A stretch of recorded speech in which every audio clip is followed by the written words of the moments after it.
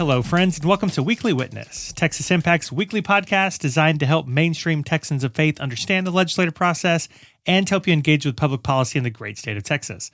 My name is Scott Atnip, your host and Texas Impact's Director of Public Witness, and y'all, we have finally made it to the end of 2025, or at least we've made it to the end of the 2025 Weekly Witness recording calendar.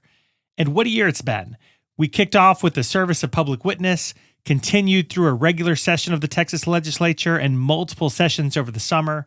The Texas Impact team has provided countless events at the Capitol and throughout Texas and thousands of opportunities to advocate. And we have had news to celebrate and probably a lot more that has caused us to question those in power here in Texas and beyond. And so we're going to talk about all of that today with Texas Impact's policy team. And while we prepare to take a few weeks off of our normal programming, I want to thank you once again for walking with us through this journey in 2025 and wish you and yours a meaningful and restful holiday season full of joy, peace, and love. And we look forward to seeing all of you on the other side as we return in early January, ready to hit the ground running. I look forward to seeing many of you at the United Women in Faith legislative event in Austin in January. And I look forward to hearing all of the ways that you're organizing your communities to participate in the March primary elections. But for now, I hope you enjoy this year-end review with the Texas Impact Policy Team.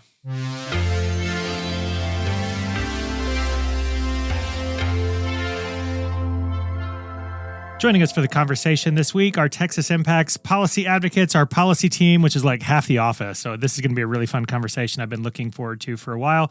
Joining us today is Rebecca McIlwain. Hey, Rebecca. Hey, good to be here. Grace Bonilla. Hello. Reverend Dr. Becca Edwards. Thanks for having me. Reverend Kyle Riley. Hey, everyone. And Reverend Keats Miles-Wallace. Hey, y'all. All right, friends. We had a debate about whether or not it was year-in review or year-end review. We're going to go with year-in. So we're going to be talking about all of the things that happened in 2025 and start looking forward to 2026. But before we get there, it has been a long year. How's everybody feeling as we come to the conclusion of 2025? I'd say on the policy front, it's been really mixed. My portfolio spans the Texas legislature all the way up to the international level.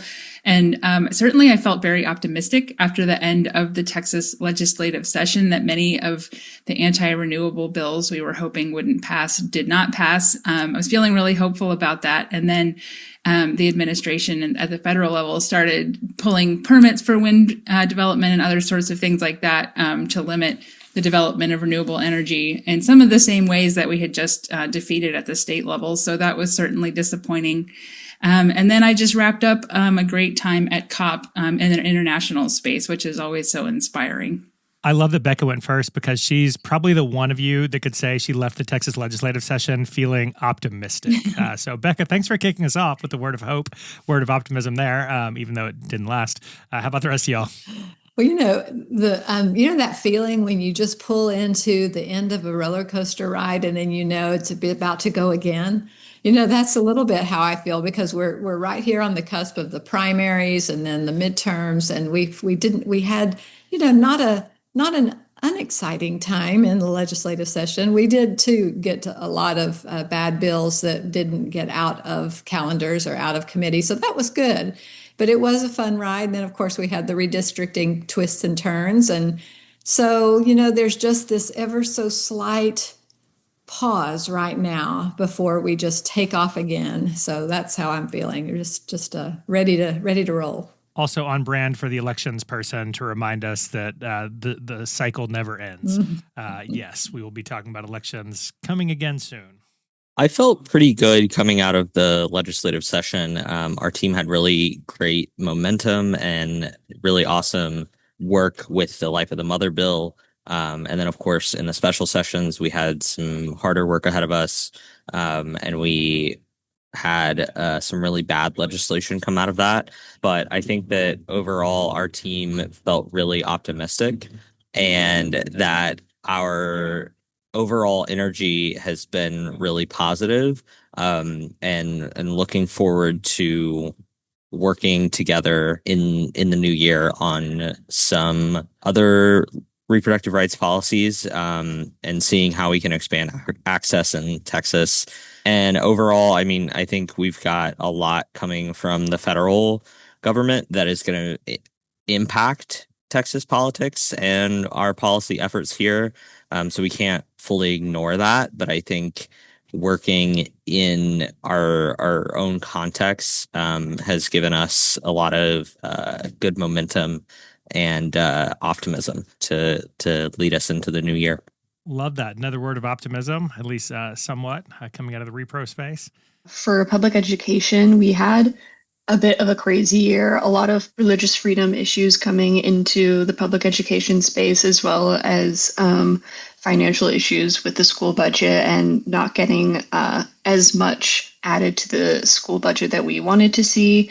But I think overall, I am hopeful for the new year just because of how much we saw people interact and advocate on the public school issues. And I mean, Scott says this all the time, that he thinks that public education is kind of the issue for Texas. And I think we really saw that this past year, in this past session, we really saw a lot of people mobilize on the issue. So it was definitely something that gave me hope for the next year. All right. Keats, close us out. How you feeling? I think between the two session, or the main session and then the specials, we ended up pretty okay on LGBTQ rights. We took some losses as we expected to, but they were well mitigated. And so I came out of those feeling pretty well. As we're starting to look more at the federal and international level on LGBTQ issues, I'm starting to get more concerned about what is going to happen and how those will filter into Texas politics, as they always do. All right. Well, I want to do a vibe check at the beginning before we started digging into the policy, because it has been a long year. And I just want to say on behalf of the entire Texas Impact family and our members, you all have done some incredible work this year. You've worked hard. It hasn't all been easy, but you've worked with your teams to do some great work. And I do hope that you get some time over the course of the next few weeks to take a breath, get a break, touch some grass, maybe turn off the TV for a few minutes, and then jump back in really strong in January for all of the events that we have coming up. But I am grateful for y'all and hope that you do have some time to recover from a long year coming soon. But that said, it is the year in review, and the big chunk of the year was spent with the legislative session and all the special sessions that took place in the first half of this year. So let's think back over all of the things that have happened in our issue areas. I want to give each of you a chance to kind of say good news, bad news in your issue area coming up next. And Grace, I'm going to start with you because I do think public education was a big focus of the regular session. We knew coming in, we knew from the last primary elections last March that this was going to be a contentious space. So talk to us about what we saw there. Good news, bad news in the public education space. Totally. So I think one of the biggest things that happened this past legislative session for public education was the voucher bill. It is something that people have been anticipating and people have seen come up again and again over the past couple of legislative sessions in Texas. And this was the year that it did finally end up passing in both the Texas House and Senate. So we are anticipating this law and this program going into effect in the new year. We're anticipating applications opening up soon for this program. And I think that is sort of the biggest bad news from this session, because it was something that people have tried to fight for such a long time. And it was a little bit disappointing to see it finally come to fruition this past legislative session. But also, I think the good news was we saw a lot of people mobilize on behalf of the public school funding bill this past legislative session. We saw a lot of educators and parents and school administrators testify on why we need to be putting more money into public schools instead of a voucher program. So both of those things happening at the same time were sort of the good news, bad news, and go together in that way. But I'm really happy with how people came together to really speak their minds on why we value public schools and why we should not be pouring $1 billion or billions of dollars into a voucher program and instead be putting it into our public schools, because that's where the majority of Texans are. So I think that is sort of the tandem good news, bad news that I have for this year. I think when we look back at 2025, I think the headline issue will clearly be that vouchers finally passed after a decade or whatever of fighting about it. And I expect we'll have another decade of fighting its implementation. But also from the public school defenders standpoint, that this attack on religious freedom is also going to be something that we're going to be paying attention to for a long time, right? Definitely. So we have two sort of big bills that are the face of the issue of religious freedom in public schools, and those are Senate Bills 10 and 11. Senate Bill 10 would put the 10 Commandments in public school classrooms, and Senate Bill 11 would allow for school boards to allow for a period of prayer in public schools. So those are the two bills that the public school defenders have really been advocating on. And we were talking about this yesterday with our sort of lobbying mentor, Beeman Floyd, about how we do not want the 10 Commandments in public schools because they are more important to the faith community than anyone else. They are so important to us that we do not want to treat them irreverently, and we want to treat them as important as they are, and having them sort of put up as a political prop is not something that we believe in at Texas Impact. So that's sort of the framework that we're using on Senate Bill 10. And for Senate Bill 11, students already have the ability to pray individually at public schools. They have that right. And so implementing this measure through Senate Bill 11 is not something that would benefit teachers or students or implement anything that is not already in public schools. So those are the two big bills that we are seeing sort of harm religious freedom in public schools, and we are continuing to work on them going into 2026. I think you're right, Grace. I think people of faith love prayer and love the 10 Commandments. We love them so much, we think they should be in church and not forced on, or in our congregations, our communities of faith, and not necessarily seen as a political tool to be used in public school classrooms throughout the state. And so that is a good word. You know what else people of faith love? Texas moms. And it seemed like about 15 minutes after the voucher bill passed, we started to see a lot of movement on bills related to reproductive health. Kyle, bringing you into the conversation, talk to us about kind of the story of 2025 from a reproductive health standpoint in the Texas legislature. Good news, bad news. And you did have some of both, right? Yeah, absolutely. So like I was saying, we had some really great momentum in the regular session with SB 31, the Life of the Mother Act, and it really prioritized the life of the mother. And it showed that Texans from all sides of the aisle can come together when we focus on the ways policy impacts people instead of looking at political theater or any kind of outside influences that might be driving our political decisions, and instead really focusing on how policies affect constituents in their day-to-day lives. And we saw this really come out in that bill and all of the work that went into it. Our teams did a great job. Our team members did a great job working together with us and with their legislators, really talking through all of the concerns about that legislation, and making sure that it made it through the finish line. At the same time, there was what ultimately ended up being HB 7, the abortion pill ban. And that bill worked its way through during the regular session. It failed very late in the session and then rebirthed during the specials.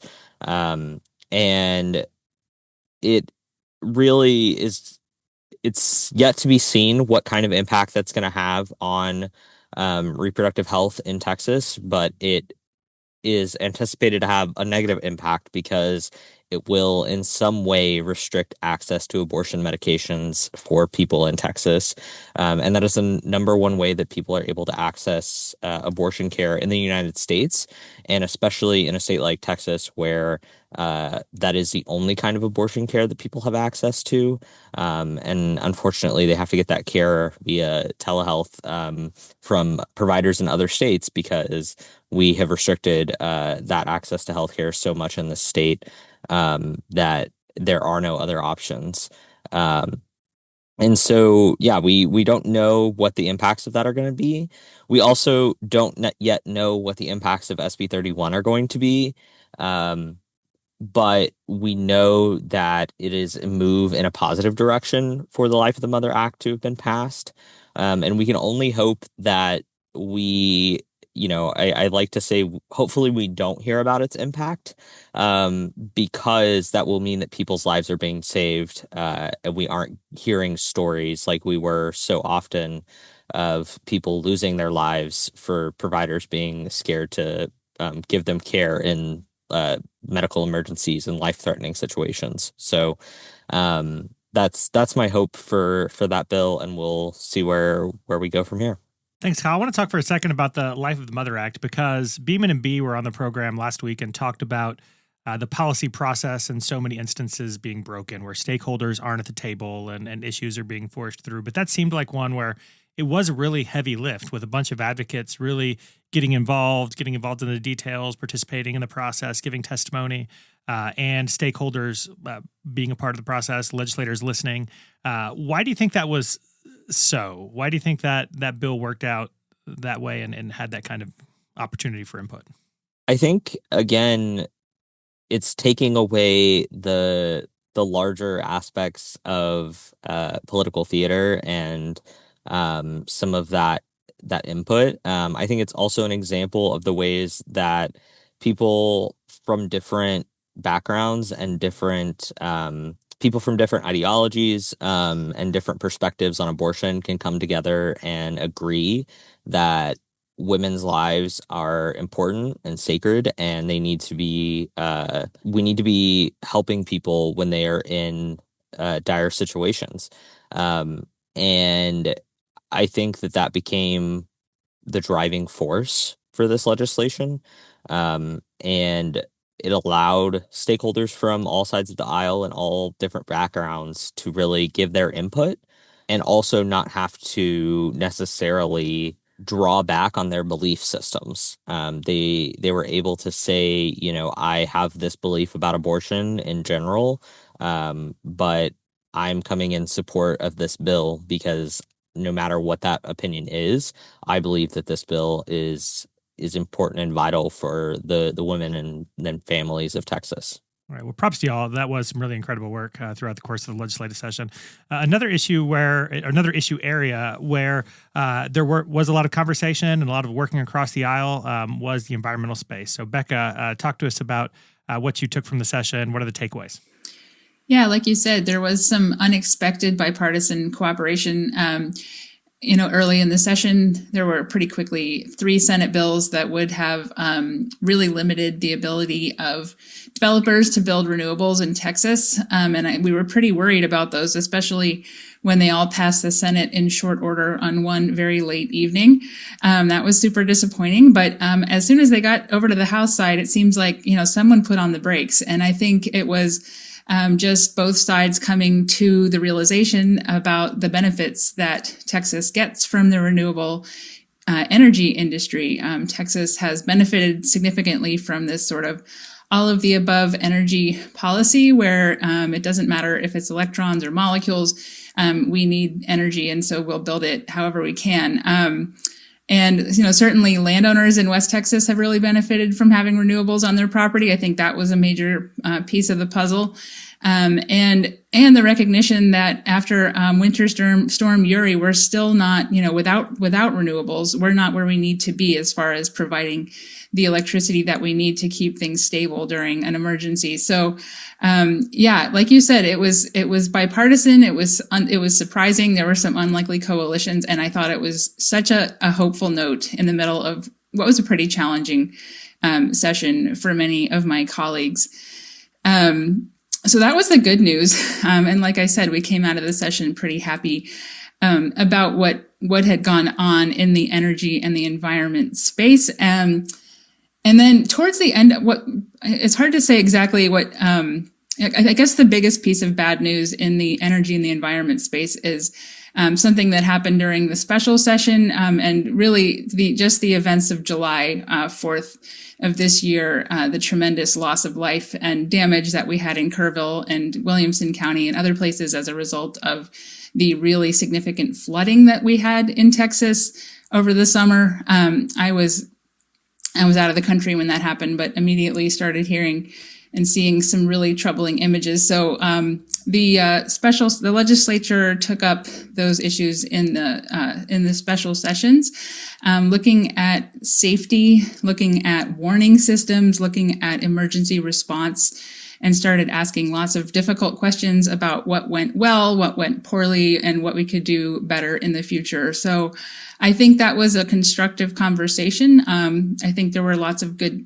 conversations among stakeholders, and we've learned some things, and a couple of good pieces of legislation were passed as a result of that effort. But what the Committee on Disaster Preparedness and Flooding wanted us to know is that was just the very beginning of a conversation that they expected to last through the interim into the next legislative session. So that is definitely something we'll keep an eye on. And it's something that has really been a larger part of the conversation in the environmental policy space nationwide, as the US and other places around the world are seeing an increase in these disasters, which have been made worse or more likely to happen as a result of climate change. And so that brings up the importance of good disaster resilience planning and emergency response. So it was bad news, of course, that it happened, but I think that the conversation has been constructive, and I look forward to being part of it as it continues.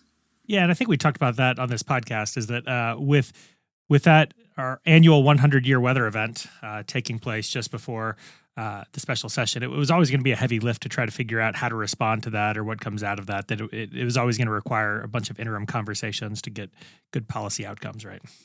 Well, absolutely. And what's interesting is there were, so Representative Ken King from the Amarillo area had put forth a number of proposals during the session that were that were related to resilience and preparation for wildfires, which is something that happened in his district right just before the session. So those were not all successful. And that was one of the first things that the Disaster Preparedness Committee took up, was those proposals and saying, maybe we should take another look at these and move forward. So, we are seeing an increase in those disasters. Texas is especially vulnerable to climate disasters or climate related disasters. We have, I think Catherine Hayhoe says we are vulnerable to every kind of climate disaster except for glacial outburst floods. So, Texas has a really vested interest in adapting to and mitigating climate change. It's just a matter of using the right language and working hard at developing those relationships on both sides of the aisle to make progress. Hold my Dr. Pepper. We're about to find out about the glacier thing hitting Texas too. Thanks for jinxing that. All right. Keats, folks have talked about how much fun they've had in some of their issue areas. My guess is maybe a little less fun in the LGBTQ plus space. Any good news we can take away from the legislative session, or how you feeling? I think the easy good news is that our worst fears weren't realized. There were a lot of really awful bills that were filed this year around gender identity fraud, around off-label use of drugs with the intent of stopping hormone use. There was an attempt to ban gender-affirming care for adults altogether. Most of these things in the LGBTQ sphere geared at trans people. And so those didn't get any traction. That was really great news. That's kind of the only good news we have, right? We had some bills that we were trying to pass that were good bills. We had attempts at removing the dishonorable discharge of LGBTQ veterans and marking them as discharged honorably. That went nowhere. So there was some stuff that really should have made it through that just didn't. That's obviously in the bad news category. And I think the boldest note on our bad news right now is SB 8 that passed in the second special session, which is touted as the trans bathroom ban, which it really isn't. It may function that way, but the bill itself really should be the bankrupting small towns ban. It doesn't actually do anything specifically to trans people, but it is going to be devastating potentially for a lot of small Texas towns in their attempts to comply with the law while getting fined out of existence. It's messy stuff. Hey, so for those of us who've forgotten, remind us why it's going to be bankrupting small towns.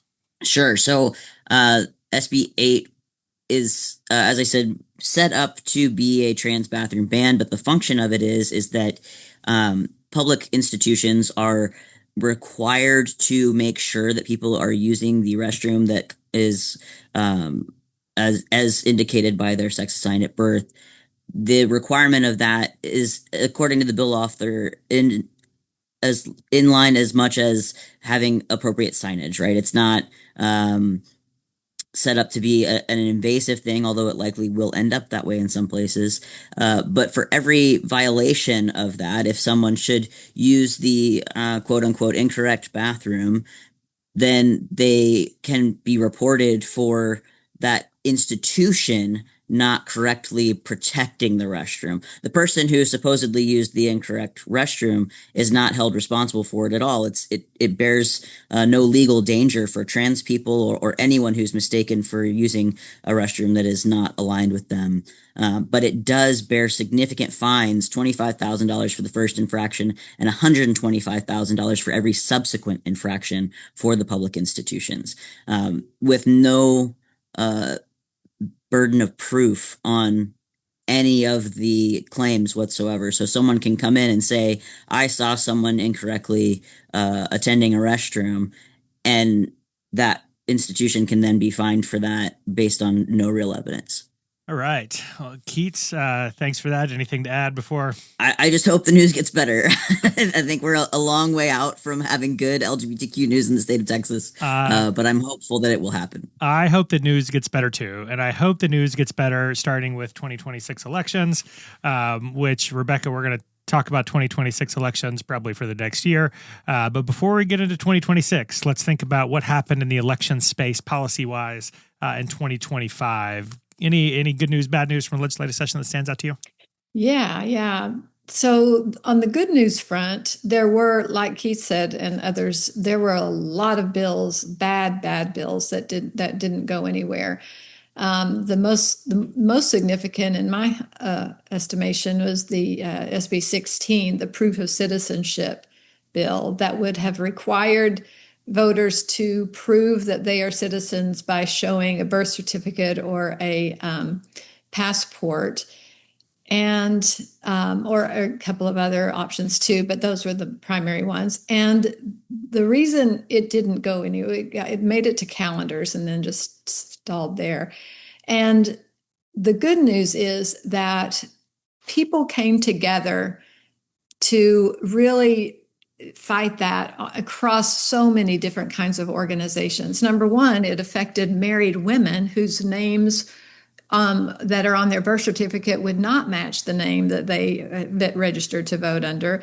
It certainly, we can guess was, or not even guess, it's certainly sort of targeting immigrants, and that was the target. But other groups of people came together to say, no, this is a bad idea. And so we just made it really difficult for that bill to go anywhere. And that was a real bright spot in the whole thing.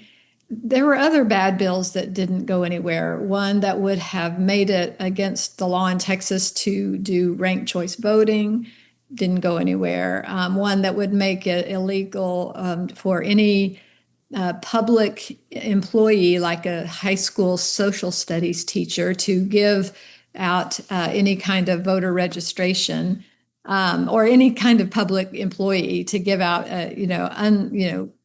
voter registration information or cards. And so there were just a number of things like that. Another kind of good thing, and you got to look for your victories where you can find them. So on the very last day, it was way too late for anything to come of it, but there was a public hearing on allowing online voter registration in Texas. Now, see, if y'all all knew, you would all be going, "Oh, wow." I mean, for real though, right? Like common sense, friends. Come on. Exactly. I mean, it's like, and the hearing had a lot of people there to speak in favor of it, because Texas is one of the few states that still do not even allow online voter registration.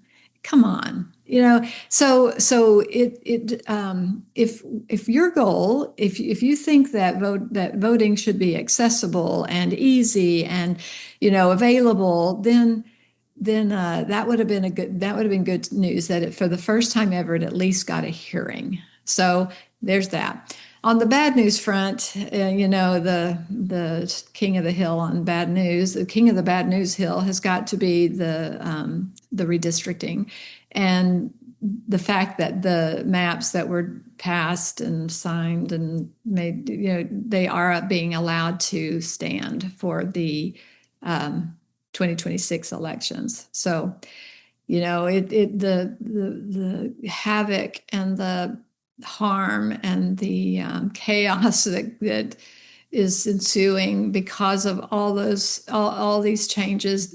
I just feel for the county elections offices across the state of Texas and everything that everybody's having to do because of this. Not to mention the principle of the thing, the fact that the Department of Justice sent a memo and the state of Texas just snapped to,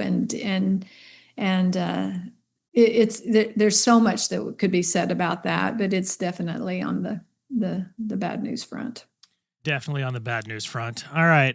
So I assume a lot of people are going to be listening to this over the holidays as they start to think about 2026. I wonder, before you take your break, before you go touch some grass and spend some time with your families and friends, what are you thinking about for 2026 in your issue space? What are you paying extra close attention to? What do you hope will come? What are you most concerned about? Grace, we'll start back with you. I am excited about people being very engaged with public education this upcoming year. And however, I am concerned that now that vouchers have been implemented, people might not be as engaged with the issue. Now that the legislative session is over and the bill has been passed and it's a law, it's gone into effect, and the program is about to be up and running. I'm hoping that we can just keep the same momentum that we had this past year and continue to advocate for money to go to public schools instead of the voucher program.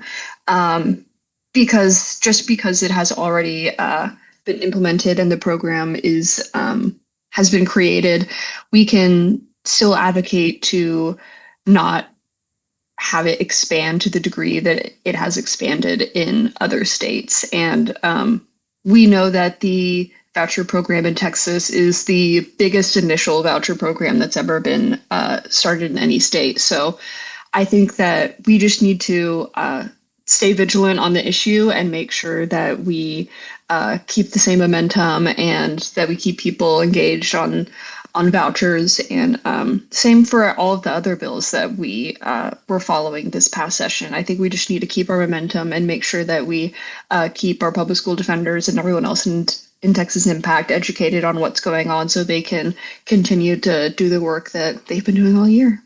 Love that. Grace is nice. She said, stay vigilant. I remember having a conversation with B on this podcast. We recorded the morning after the voucher bill passed, after sleeping for a couple of hours in between. And B said, get mad and stay mad. The first chance the voters will have to weigh in on the decision that was made is March and then again in November. And so we cannot forget the things that happened. Get mad, stay mad, or to use Grace's nicer word, stay vigilant on these issues that we're talking about. Kyle, what are you most hoping for? What are you watching for? Yeah, I'm really watching for movement from the federal government. Unfortunately, like I said, I think that's going to have some really interesting impacts. Just knowing the way that the Texas government and the federal government are in conversation right now. And so I think that's going to have a big influence on our advocacy in ways that we don't typically see. And I'm also really hopeful because our team has a lot of momentum and energy in it right now.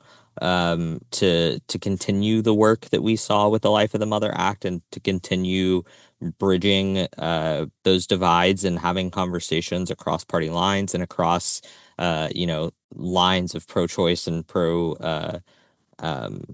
pro-life as they call themselves, and allowing for deeper conversation and connection that go beyond those labels. And I think we're gonna see some more movement in that space from our team specifically. Love that. Thanks, Kyle. Becca, what you got? So the issue that's sort of risen to the top recently as something that's going to be a big deal both nationally and in Texas is data centers. I know I've been hearing from my team, especially like all over the state, they're having local fights about where data centers can be sited. And that is a big issue, but even bigger than that is the issue of how much energy they require.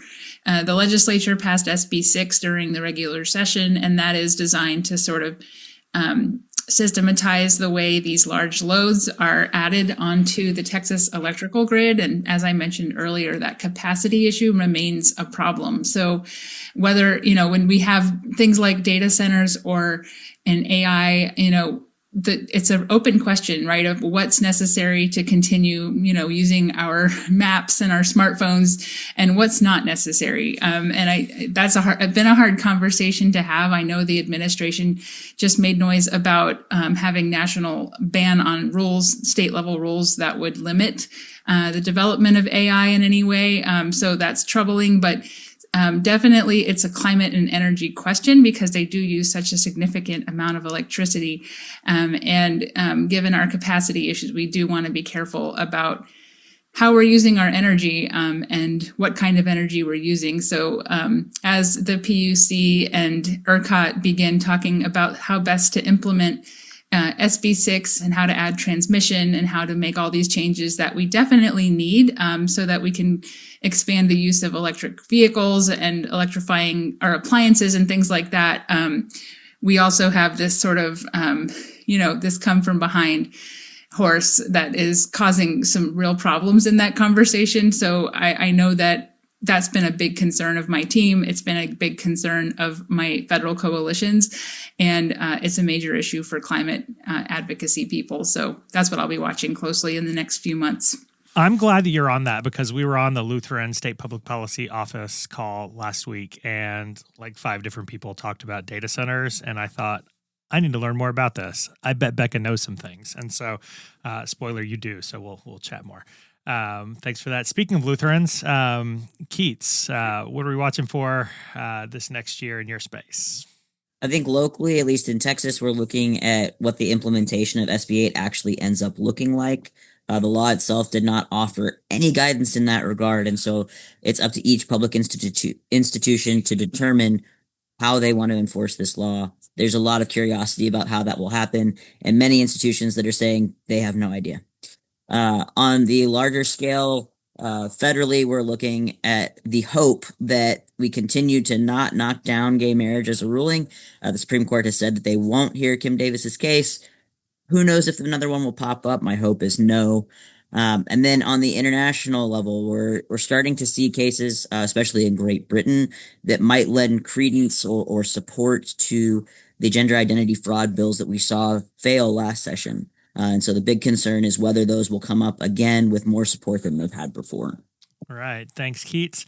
And last but not least, and last because this is getting towards our homework time, I know we'll all be thinking about elections as we move into 2026. But Rebecca, what are you specifically thinking about as we get ready to turn the calendar?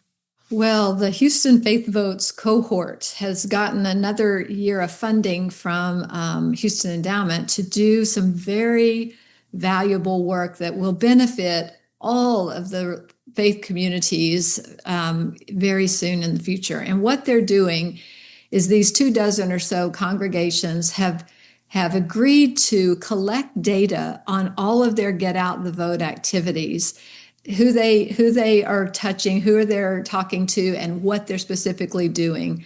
For the March primaries and also for the midterms. After the election, we will run those names against the voter lists. And so we'll be able to tell what kind of activity yielded the biggest voter turnout? What kind of volunteer hours are needed for those activities so that congregations can really begin to strategically target their get out the vote efforts? Is it issues forum? Is it neighborhood walking? Is it, other kinds of educational events? Is it phone calls? All of those kinds of things are being measured and tracked by these wonderfully gracious congregations who are receiving a micro grant for their work and training to do this. So I'm just really, really hopeful and encouraged and grateful that they are coming together and taking this on. And truly, everybody listening to this podcast will benefit from this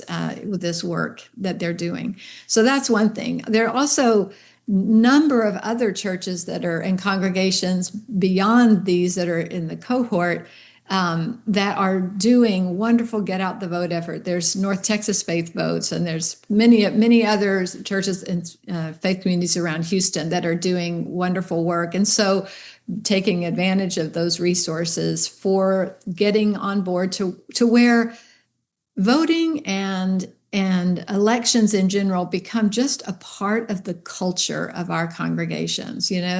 They just become it's just what we do, and we talk about it, and we encourage each other, and we are in this together in a way that just stems naturally as expressions of our faith. And that's what we're all excited about and gearing up big time for the March primaries. Love that. And the March primaries are coming, friends. As soon as we come back from break, we're going to be in the middle of it. All right. So we usually end up the podcast talking about homework assignments. And I feel like, given that people are going to be listening to this in December, maybe over the holidays, we're going to reframe that this week to, what do you hope people would put on their advocacy New Year's resolution list for 2026? So as we close out, what are y'all's hopes for people in 2026? What do you hope they'll commit to doing as part of their resolution making process? Grace, what you got?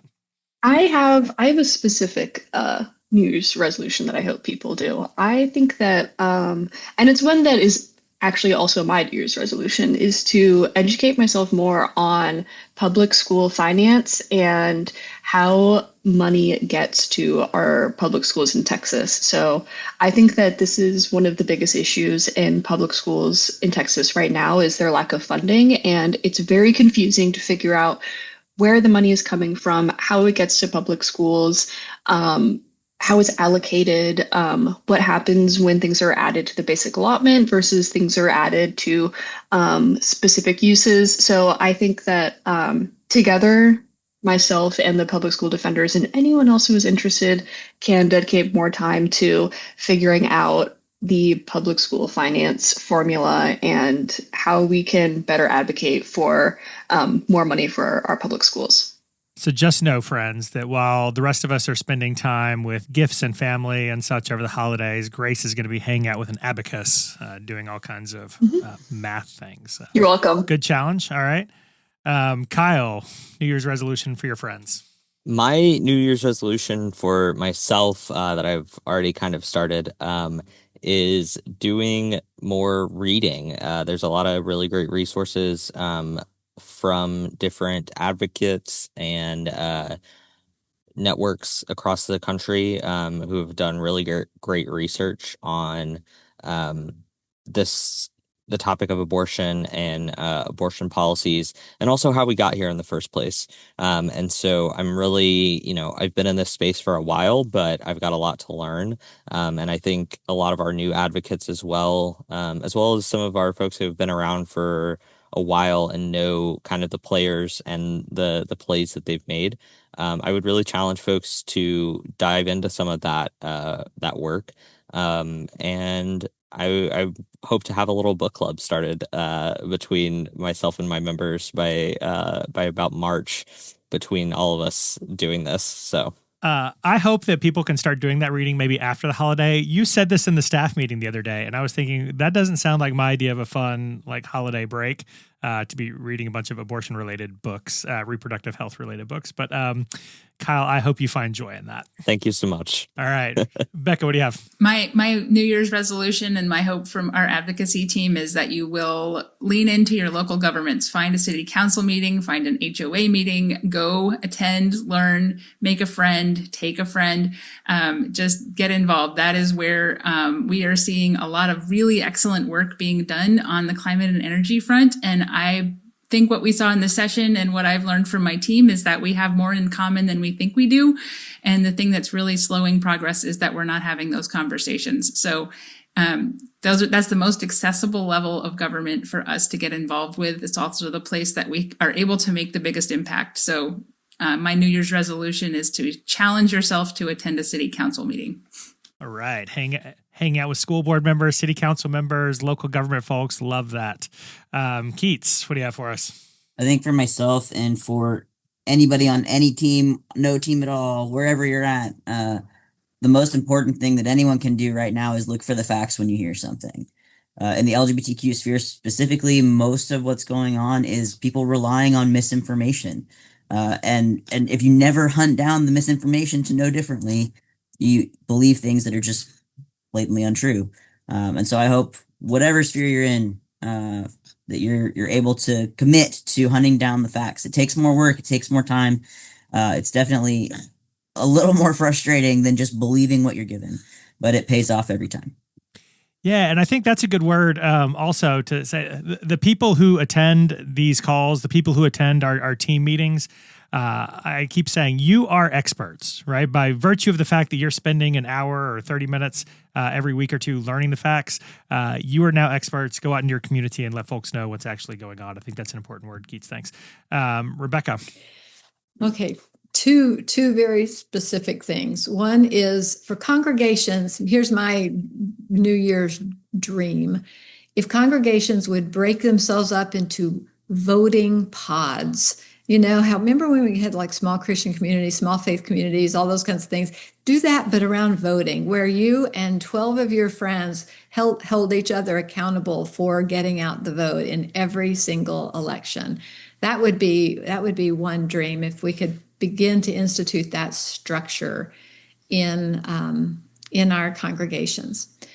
Number two would be for everybody listening to this to hop over to YouTube and go to the Texas Impact channel and search for Elections for Everybody and watch that little 10-minute video on elections, and then watch for the Faith and Democracy videos on elections that will be coming out in January or shortly thereafter with the accompanying 1-hour workshop that you can do within a small group or a large group in your congregation, just to, again, get elections in the front of your awareness so that people, all the issues we've been talking about today, it all boils down to are people voting.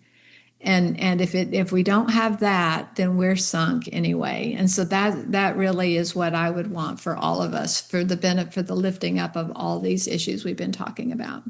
Yeah, and I think mine, I'll go and throw it. I think mine is very similar. I think mine is find opportunities to engage your congregation or your networks in conversations about public policy issues that they care about. Listen to what they care about. Talk to them about what you care about. But center all of that in the notion that if we want things to change, people have to turn out to vote. And so we need to make sure we're taking every opportunity to equip our congregations and our friend groups to do that work and center them in issues that affect our communities. I predict in the next year, we're going to hear about 800 different things that well-funded, big and powerful voices try to get us to concentrate on. But the people I talk to care about public schools, and the people I care about the health of moms, and the people I care about our immigrant brothers and sisters, our neighbors, our LGBT neighbors. They care about our community. They care about our neighbors. Let's not get distracted and focus on issues that others want us to talk about. Let's focus on the issues that our community cares about, issues that matter to people that we love and know. Anyway, so Davey, maybe let's pin this conversation. Producer Davey, let's make a calendar reminder to go back and see how we did on these resolutions a year from now. Maybe we'll play it back next year at this time and evaluate ourselves. But friends, this has been fun. I'm grateful for you. I'm grateful for the work you're doing every day on behalf of Texans and creating a better world for everyone to grow up in. So thanks again. Hope you get some rest, and we'll talk on the other side of the break. Thanks, y'all.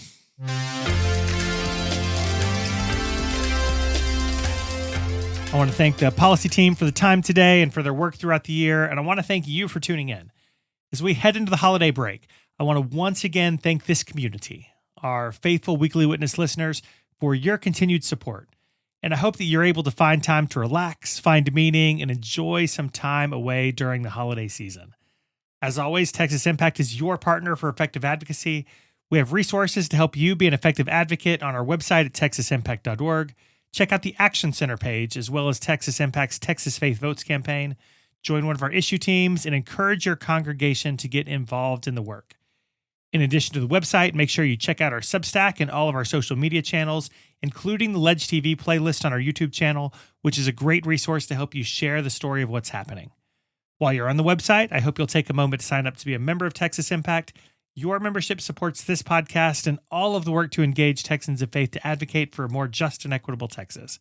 It's a very effective and affordable way to put your values into action. So with that, I think it's time we close out this episode. So remember, the world needs Texans of faith active and engaged. So let's get to work.